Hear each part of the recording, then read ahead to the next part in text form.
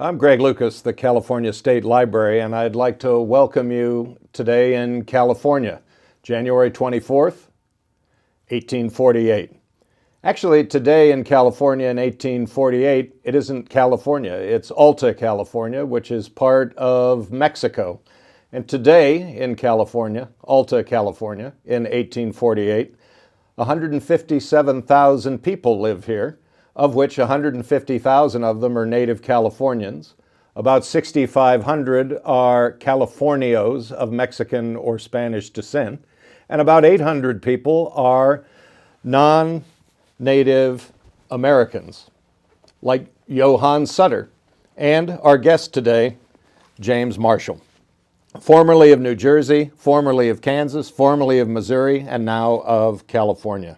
Thank you, Mr. Marshall, for joining us today. My pleasure. Tell us what happened to you today, January 24th, 1848. I was down looking at the tail race of the sawmill that we were building, and we had a problem with it. And your sawmill was where? In Coloma.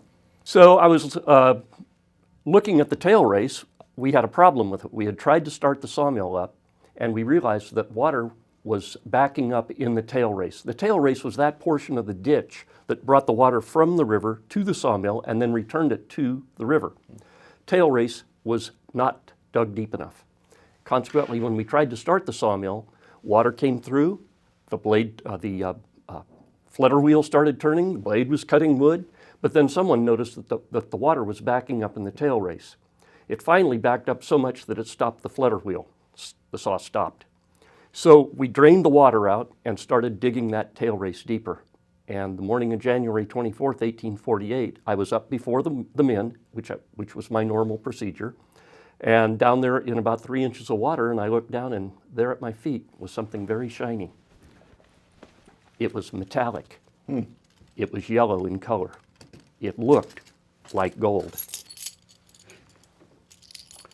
I reached down and picked it up. It was about half the size of a pea. I immediately put it on a rock, grabbed another rock, and started smashing it. You know, I've got a 5th grade education, and my favorite subjects are astronomy and geology. I knew that gold found in nature was going to be very soft and malleable. And by smashing it between those two rocks, I proved to myself that that was gold. Then I looked down at my feet, and I saw all of these golden particles all around me. I took my hat off, caved the top of it in, and started picking them up. In a half hour's time, I'd picked up $15 worth of gold. You know, those men were making $1 a day, and that was in trade from Sutter's store, our workmen. I was pretty happy. We have what you would think of as being maybe some lantern slides that show, you drew a map of. That's correct. And this is? That's the south. That's an aerial view. That's a bird's eye view of the South Fork of the American River where we built the sawmill. And you can see the sawmills right in the very center of the picture. So what we had done was, you can see the ditch that we had dug, and the South Fork flows to the bottom of that picture, and our ditch, or mill race, runs towards the top of that. And you did some other drawings as well of the actual discovery. That's correct. Yeah, these are the drawings that the whole idea here was, this was a partnership between Sutter and I. And his part of the project was he was going to supply the workmen, and he was going to supply all the metal parts required to build it. I was going to supply the plans, and these are the plans, and oversee the construction of the sawmill. Now this is what you just described to us that happened on January 24th. That's correct. I assume that's you there on the right. I have found it? Yes. To the right there, yes. I said, I believe I found me a gold mine. And this fellow over here on the left says, what is it? And the other fellow over there says, I think not. He doesn't believe it's gold. Right. Well, nobody believed it was gold. So we tested it in a number of ways. But the best test was Jenny Wimmer, the camp cook. Now Jenny, she was an odd duck. She was the only one present. Dissolved in her soup, did it? Yeah. We don't talk about Jenny's cooking. Jenny was the only one present who had ever seen native gold. Everybody had seen gold coins, everybody had seen jewelry. But Jenny, as a little girl, had actually panned for gold in Dahlonega, Georgia, where our first gold rush was in this country. And Jenny was making soap that day, and she said, I've got a test for gold. She had already taken the white ash out of the fire pit and mixed it with water to create lye. And she took some pieces of gold, put them in the lye water, and said, we're going to wait a while and see what happens. If we come back and that metal in there has turned green, it's not gold, it's copper. Lye will oxidize copper, but it won't do anything to gold. We waited a while, went back, it was shiny. Jenny said it was gold. And no one ever refuted anything Jenny ever said, because she was the cook. Yeah, right. So after the discovery, I mean, you shared this information with Mr. Sutter. That's correct. I told the workmen, get back to work, look for gold on your own time. And by the way, this is my own gold mine. If you look for gold around here, I get 25% of it. They believed me. You know, we didn't own that land. We were just squatting on government land. So after a couple of days, we had actually accumulated a medicine bottle full of gold. And I decided it was time to show John Sutter, my partner, the gold.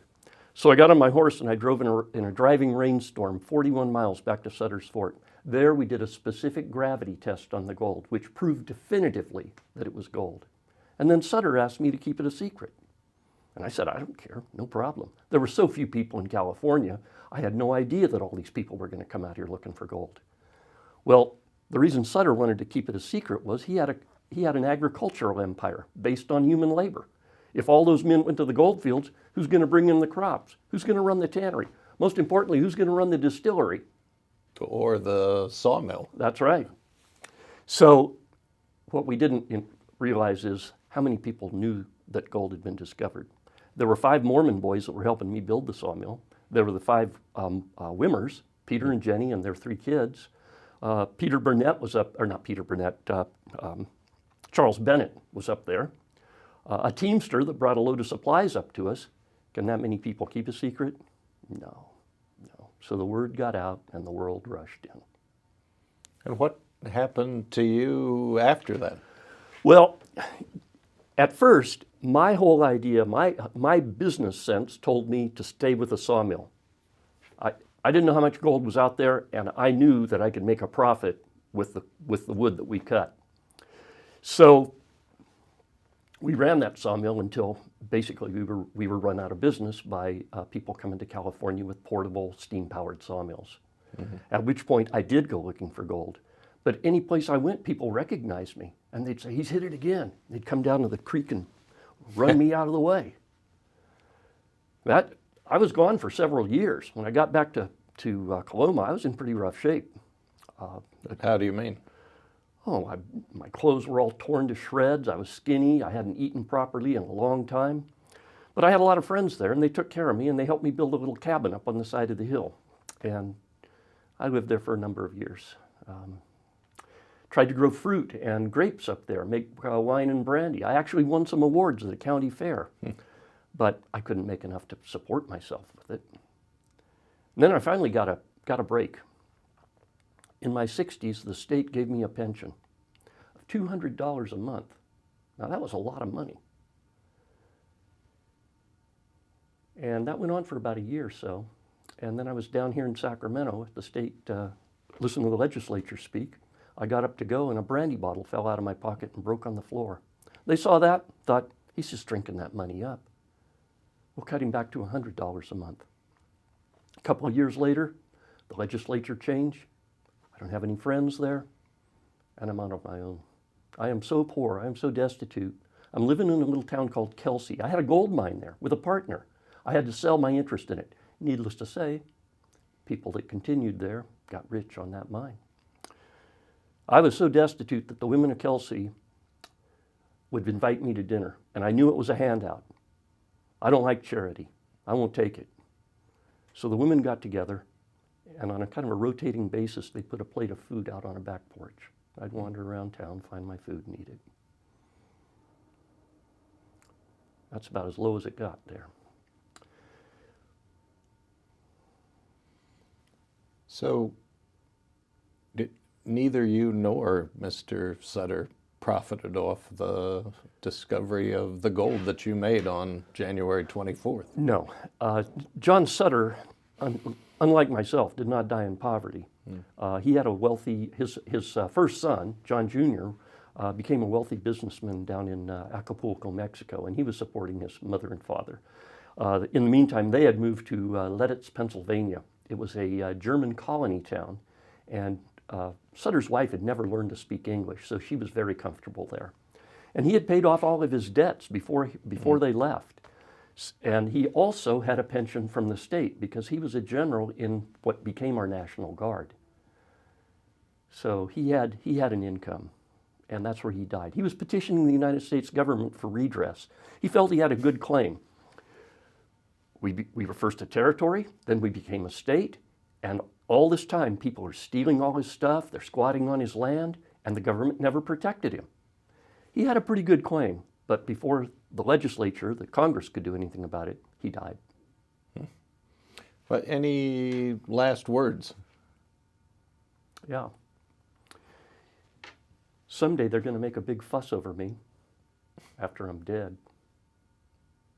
And that's exactly what happened. You know, they say that you can judge a society by how they treat their elders. And they didn't do too well with me. Well, thank you, Mr. Marshall, for taking time with us today in California. And thank you for joining us today in California, January 24th, 1848.